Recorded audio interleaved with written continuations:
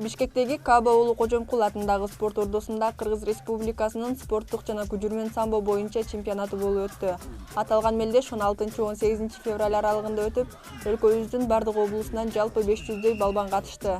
Мелдеш самбо федерациясы тарабынан уюштурулуп, Жаштар иши, дене тарбия жана спорт мамлекеттик агенттиги колдоо көрсөттү.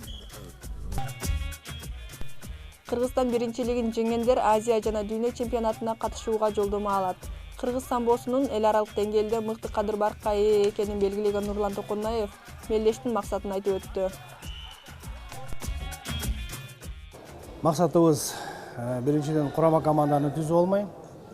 Курама командабыз быйыл март айында биринчи мелдештин башталышы болуп Москвада Харлампиевдин мелдеши өтөт. Эл аралык ошого даярданып көрөбүз. Экинчиси болсо июнь айында Азиянын биринчилиги быйыл Ташкентте. Ташкентке барып, Кыргызстандын желегин бийик көтөргөнгө аракет кылдырабыз. Үчүнчү чоң мелдештерибиз ноябрь айында быйыл дүйнөлүк биринчилик Ашкабадта Туркменияда өтөт. Бир учурда самбонун эки түрү боюнча беттеш болду.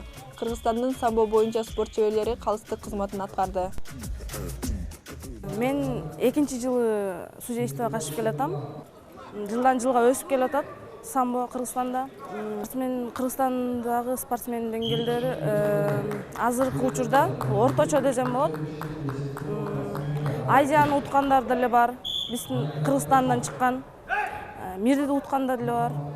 Мирден медаль алып келгендер аябай көп бизде. Бул эми орточо деңгээлде десем болот да. Жылдан жылга спорттун бул түрүнө кызыккандардын саны артууда. Өткөн жылдары самбочулар эл аралык турнирде 50дөн ашык медалды капчыгына салышкан.